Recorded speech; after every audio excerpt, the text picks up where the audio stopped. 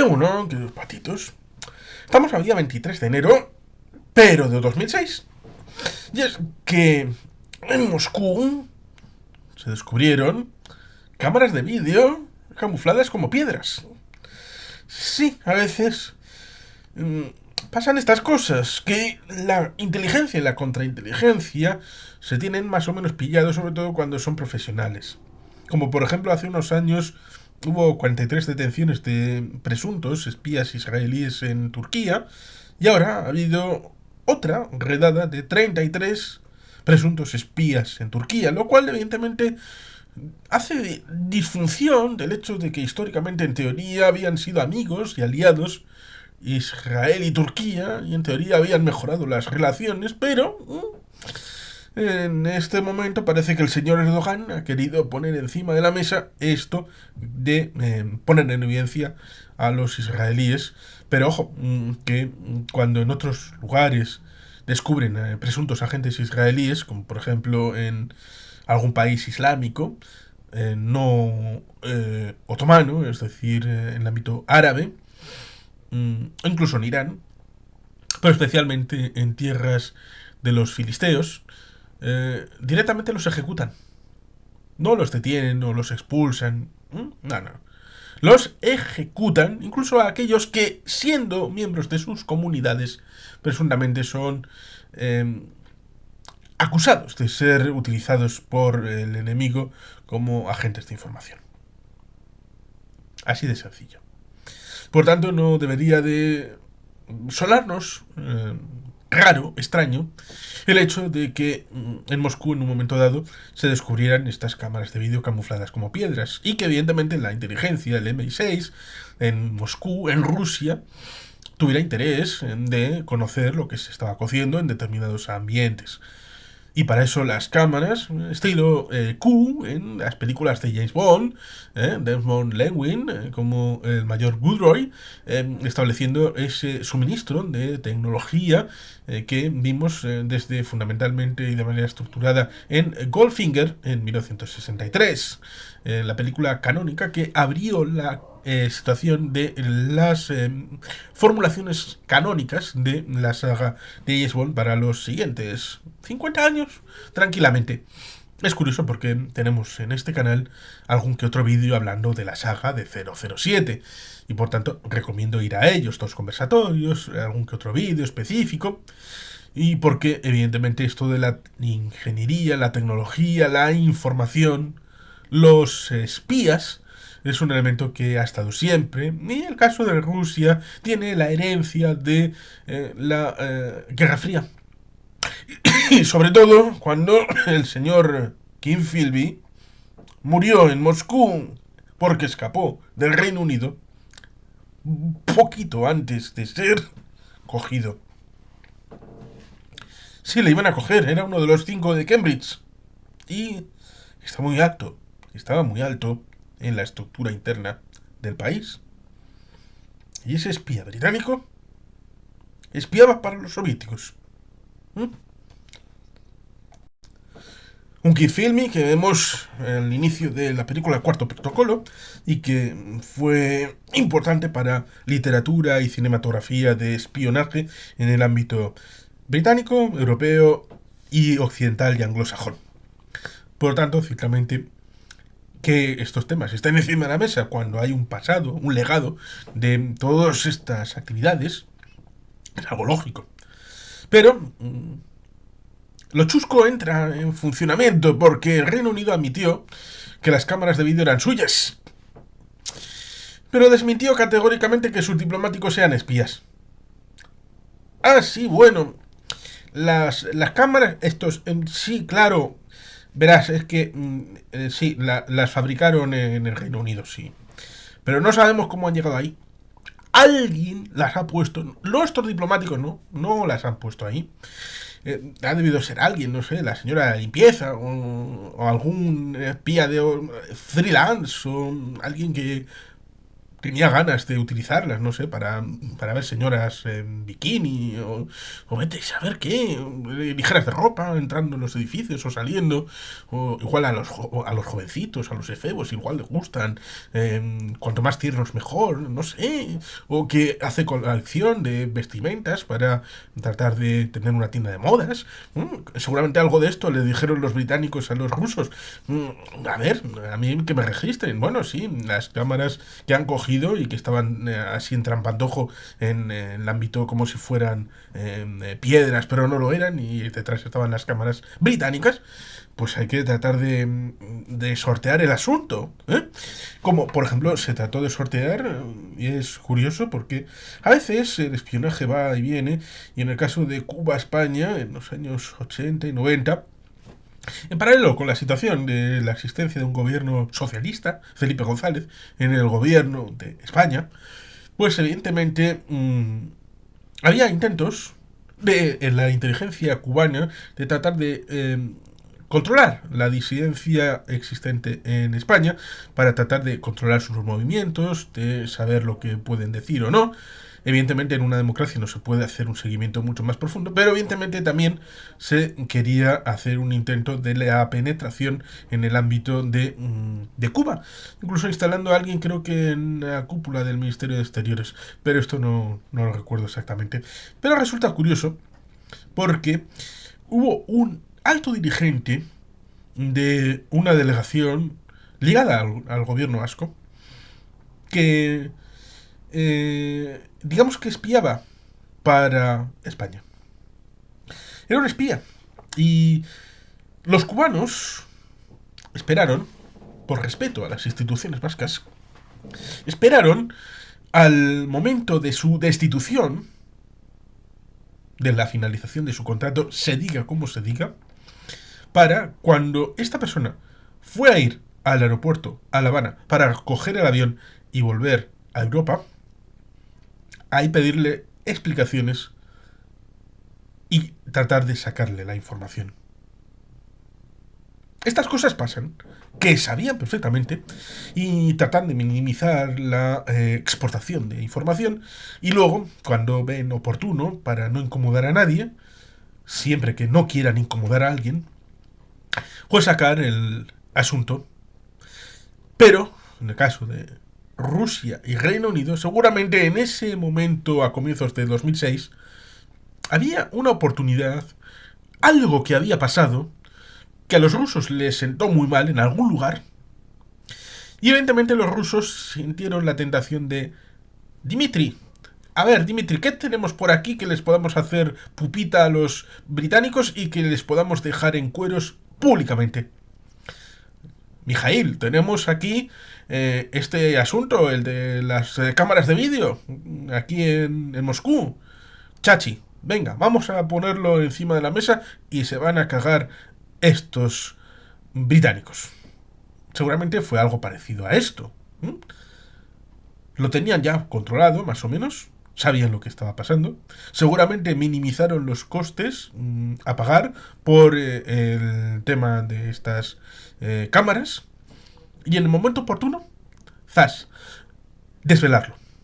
Porque evidentemente es algo goloso para aquel que tiene esta situación, porque evidentemente, como digo, hay espionaje, contraespionaje, hay juego en donde hay agentes legales, hay agentes ilegales. A los agentes legales, que fundamentalmente están ligados en general a las delegaciones diplomáticas, habitualmente lo más típico es que se les expulse, que se les dé X horas para ser expulsados del país. Esto a veces se ha llegado a ver en reducción de personal en legaciones diplomáticas, y poco más. Se suele tapar, porque ya vienen tapados con cobertura diplomática de ser asesores culturales o asesores de X departamento de la legación diplomática. El problema sobre todo suele venir con los ilegales, porque evidentemente están entrando sin declarar, porque evidentemente los legales declaran que están ligados a una legación diplomática, pero evidentemente no declaran que soy espía. No, pero casi todo el mundo sabe, porque no puedo olvidar recordar un pequeño hecho, y lo comentamos con un vídeo en aquel libro que el señor Echandía me regaló acerca de la CIA en el año 53-54. Hubo una insurrección, sobre todo en el año 53, en el ámbito de Berlín, en el distrito de Pankow, fundamentalmente. Tuvieron miedo de la caída del propio régimen de la Alemania comunista. El Berlín Oriental hervía de actividad que la antena de la CIA de Berlín Occidental ni se enteró. No se enteró de nada. Hasta el punto de que cuando en los cuarteles soviéticos se enteraron de que no había ningún tipo de actividad en Occidente, pusieron orden. Y lo que iba a haber caído como azucarillo, pues terminó sostenido. Y aquellos papeles que se empezaban a quemar, pues el asunto se tranquilizó. Digo esto porque a toda esta gente, que era clarito, que era gente no muy profesional de la CIA, acabó enviada en los años 50 posteriores a Saigón. Y en Saigón eran tan inteligentes que todo el mundo en Saigón sabía que esta gente era agentes de la CIA. Lo sabía perfectamente.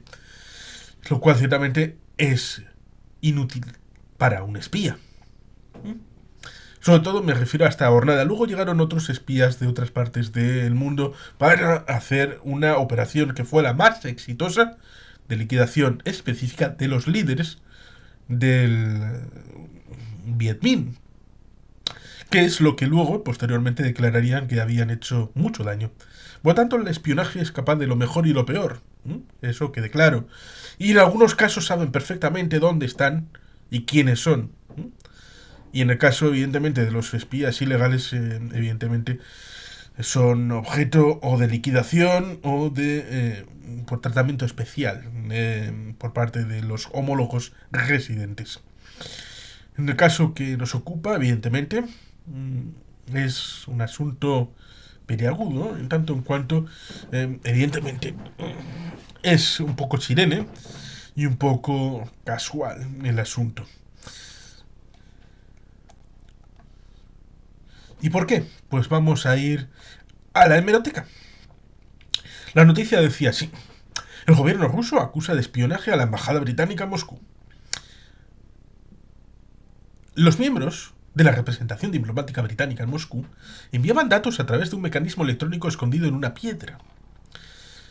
El Servicio Federal de Seguridad ruso, FSB, el antes conocido como KGB, acusó formalmente a espionaje a 4 miembros de la representación diplomática del Reino Unido en la capital rusa. Según el FSB, los diplomáticos fueron sorprendidos con las manos en la masa. El anuncio hecho por el portavoz de los servicios secretos rusos estuvo precedido de un reportaje difundido el domingo por la noche, previo a esa circunstancia, a través del canal de televisión estatal ruso RTR, en el que aparecían en acción, observados por cámaras ocultas, estos 4 presuntos espías y un colaborador de nacionalidad rusa. Utilizaban un pedrusco hueco, en cuyo interior había un pequeño ordenador y un transmisor. Uno de los acusados de espionaje, según Moscú, se dedicaba a financiar organizaciones no gubernamentales, es decir, ONGs extranjeras. El reportaje apareció en antena en uno de los momentos de mayor audiencia. Agentes del FSB iban explicando las imágenes que aparecían en pantalla y cómo consiguieron desarticular la red de espionaje del M16, el MI6, los servicios secretos británicos. Según se deduce de lo relatado, el servicio ruso de contraespionaje vigila a todos los diplomáticos extranjeros. En el caso de la embajada británica en Moscú, observaron cómo un grupo de personas frecuentaban un mismo lugar de la ciudad, pero para no reunirse con nadie, ni para acudir a ningún establecimiento concreto.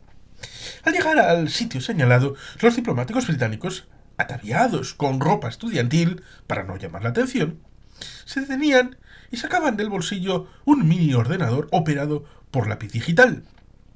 Manipulaban el computador durante unos segundos y dejaban el lugar. Al poco tiempo llegaba otra persona al mismo sitio y actuaba de forma similar. El FSB supo así que allí había algo sospechoso. Un día, uno de esos espías británicos se acercó a una pequeña roca tirada sobre el césped y la golpeó varias veces con el pie. Resulta que dentro de esa falsa roca se había colocado un sistema electrónico que recogía las informaciones que dejaban los visitantes valiéndose de un mini ordenador. El agente enlace recogía estos datos de la misma manera.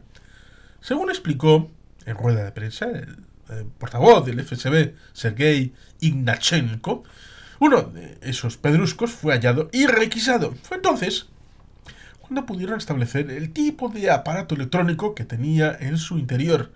Se trata del último grito en sistemas de espionaje, afirmó Ignatchenko. El portavoz de los servicios secretos rusos mostró la piedra de un tamaño de unos 30 centímetros con el mecanismo instalado en su interior. Ignatchenko dijo que la transmisión puede hacerse a una distancia de hasta 20 metros y en solo 2 segundos. La piedra exhibida en la rueda de prensa no era la que se vio en televisión, ya que, al haberse averiado, fue recogida por Mark Dow, primer secretario de la Embajada Británica en Moscú y uno de los inculpados por espionaje.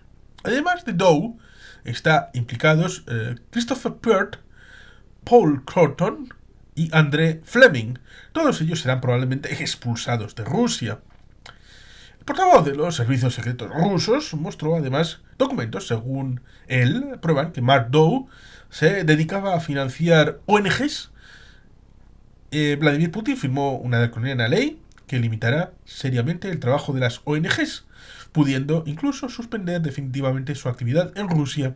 Este escándalo de espionaje está siendo aprovechado por el Kremlin, pese a que no está claro en absoluto que tenga ningún vínculo con las ONGs.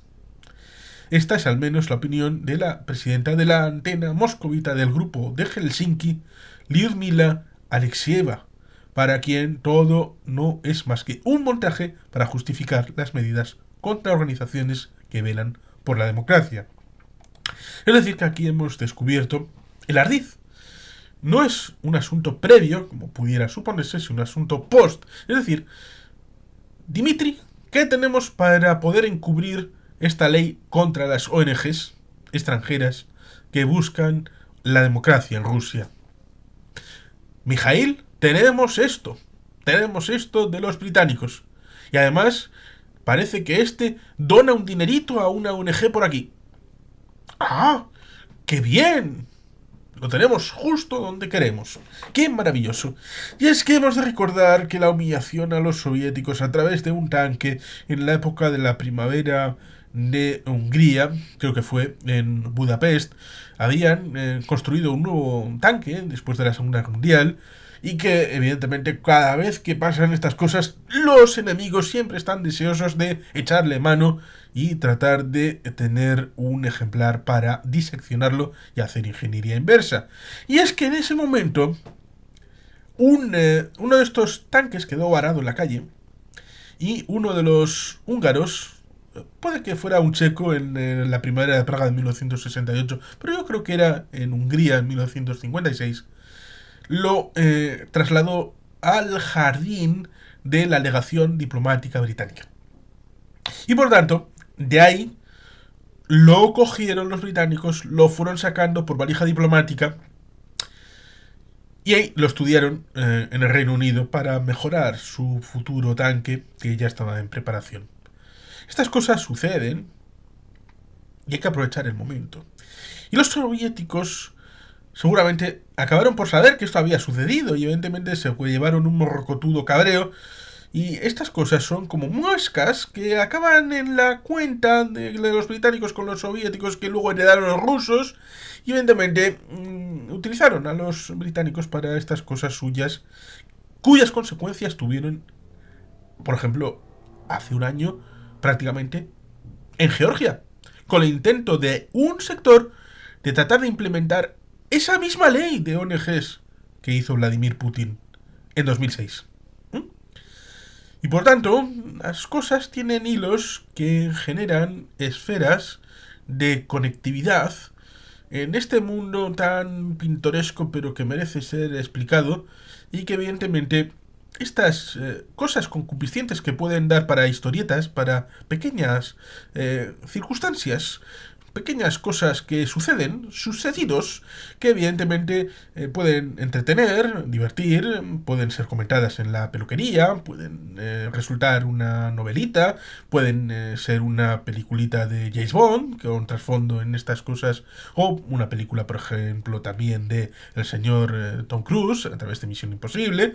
Bueno, pues puede traslucir en ser palanca este cambio para elementos políticos, porque, como digo, todo el mundo sabe que en sus ciudades hay espionaje y contraespionaje. Las centrales de inteligencia, evidentemente, en principio, quieren saber qué es lo que sucede y en principio hay una cierta profesionalidad en el ámbito de los países como es en principio el Reino Unido y la Federación de Rusia. Y por tanto, cuando surgen estos casos, primero hay que enterarse de qué ha sucedido concretamente. Y segundo, hablar de cui prodest, de a quién beneficia. ¿A quién beneficia primero la salida de esta historia? Segundo, ¿qué consecuencias va a tener?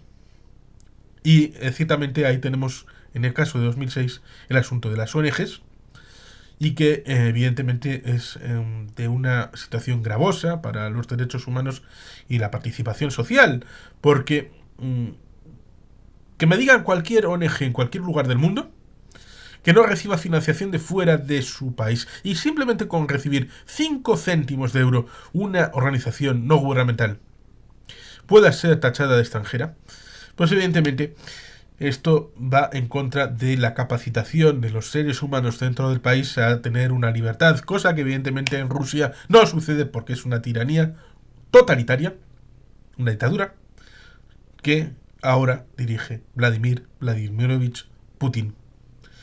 ¿Podrá la democracia acceder a vivir en Rusia?